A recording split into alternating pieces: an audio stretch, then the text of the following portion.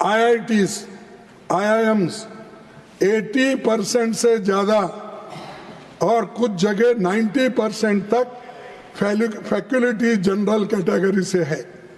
वहां कोई reserve candidate नहीं है, बैकवर्ड कैंडिडेट नहीं है, वहां कोई भी नहीं, सिर्फ जनरल कैंडिडेट्स 80 to 90% है।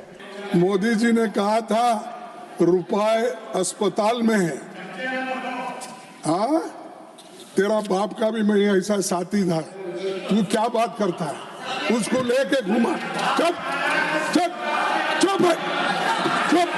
अरे कोई भी रंग हो, अगर नहीं है तो बात और है, लेकिन जो गलत है गलत। जो मनु ने लिखा उसका प्रूफ वो लोग कर रहे। तुम मनुवादी हो। अब आज आप सावरकर की फोटो लगा रहे हैं, वो बात और है, और गोडसे की पूजा करते हैं। अब तो देश का बचाने का तो छोड़ो, देश को बेचने वाले बन गए। मोहन भागवत अपने शब्द को वापिस लो, मोदी साहब अपने शब्द को वापिस लो। और देश को आजादी हमने दिलाई 15 अगस्त 1947 में। सर, मैं मोदी जी के 10 झूठ बोलकर मेरे भाषण को खत्म करूंगा। पहला जुमला, विदेश से काला धन आएगा, सबको 15 लाख मिलेगा। दूसरा जुमला, हर साल 2 करोड़ नौकरियां देंगे, बोला या नहीं बोला? तीसरा जुमला, पेट्रोल डीजल की कीमत कम करूंगा। तक उन्होंने 2022 में बोला मैं गंगा पूरा क्लीन करूंगा, साफ करूंगा, इसके लिए। सर, पांचवा जुमला, इंफ्रास्ट्रक्चर प्रोजेक्ट्स को जल्द से जल्द जमीन पर उतरेंगे, ये पांचवा झूठ। और छठा जुमला, मेक इन इंडिया, मैन्युफैक्चरिंग में 2022 तक 10 करोड़ नई मैन्युफैक्चरिंग नौकरियां, 2022 तक किसानों की आय दोगुनी। आठवां जुमला, नोटबंदी के बाद उन्होंने कहा मित्रों मुझे सिर्फ 50 दिन दे दो, अगर मेरी कोई कमी रह जाए तो आप जिस चौराहे पर कहोगे मैं खड़ा होकर देश की जनता जो सजा देगा उसको मैं स्वीकार करूंगा। 9वां जुमला, 2022 तक मुंबई अहमदाबाद बुलेट ट्रेन चलेगी। चल गई? नहीं चली। सर, 10वां जुमला, सभी किसानों को पीएम किसान का फायदा देंगे, ये उन्होंने 10वां जुमला। नहीं मिला? नहीं मिला। सर, 11वां जुमला, भगोड़े आर्थिक अपराधियों को भारत वापस लाया जाएगा और देश के लोगों को सौंपा जाएगा। लाए? नहीं। सर, ये 11 झूठे मेन है, बता रहा हूं मैं। मोदी जी ने कहा था रुपए अस्पताल में है। हाँ, तेरा बाप का भी मैं ऐसा साथी था, तू क्या बात करता है, उसको लेके घुमा। चुप चुप चुप चुप चुप। मैं महाकुंभ में दिवंगत लोगों को श्रद्धांजलि देता हूं, जिन्होंने आज हजारों की संख्या में वहां पर अपनी जान दी है कुंभ मेला। ये देखो, ये मेरा अंदाज। ये सर, नहीं, ये गलत है तो आप बताइए सर। ये देखो, उसीलिए बोला ये गलत है, ये मेरा अंदाज है। अगर ये सच नहीं है तो आप बताइए क्या सच है। आरटीआई से मिली सूचना ये बताती है IITs, IIMs 80% से ज्यादा और कुछ जगह 90% तक फैकल्टी जनरल कैटेगरी से है। वहां कोई रिजर्व कैंडिडेट नहीं है, बैकवर्ड कैंडिडेट नहीं है, वहां कोई भी नहीं, सिर्फ जनरल कैंडिडेट्स 80 to 90% है। और ये तो राइट टू इंफॉर्मेशन से बात कर रहा हूं मैं, राइट टू इंफॉर्मेशन, क्योंकि आप ऑथेंटिसिटी पूछते, इसके लिए मैं बोला भाई राइट टू। भाषण के बाद डायरेक्शन दूंगा, आप कंटिन्यू कीजिए। तो सर, SC ST OBC को उच्च शिक्षा और नौकरियों के संवैधानिक अधिकारों से वंचित किया जा रहा है। यह पूरी साजिश है और इन लोगों को अंधेरे में रखना, उच्च शिक्षण से अलग करना, ये आज के बीजेपी सरकार में हो रहा है। मैं दावे से कहूंगा कि ये लोग इनको खत्म करना चाहते हैं, शिक्षण से वंचित करना चाहते हैं। जो मनु ने लिखा उसका प्रूफ वो लोग कर रहे हैं। Sir, central universities, IITs, IIMs, IIITs, ये सब इसी तरह से चल रहे हैं।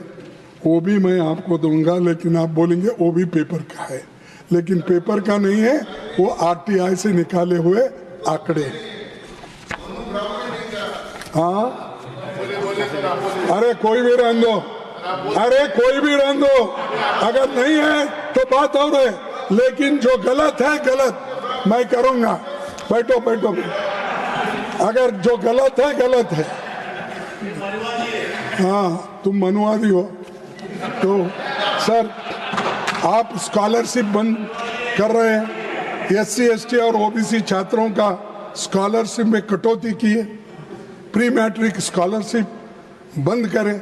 ये क्या है साहब? ये विकास है सबका, ये प्रयास है उनको आगे बढ़ाने का। और 2015 सुनिए आप, 61,000 से अधिक एडेड स्कूल्स बंद हो गए। बेटी पढ़ाओ, बेटी बचाओ, बेटी पढ़ाओ, ये हाल है। 61,000 से अधिक एडेड स्कूल बंद हो गए। उत्तर प्रदेश में 27,000 सरकारी स्कूल बंद करने का काम चल रहा है और स्कूल रैशनलाइजेशन नीति से 50,000 और स्कूल बंद किए जाएंगे।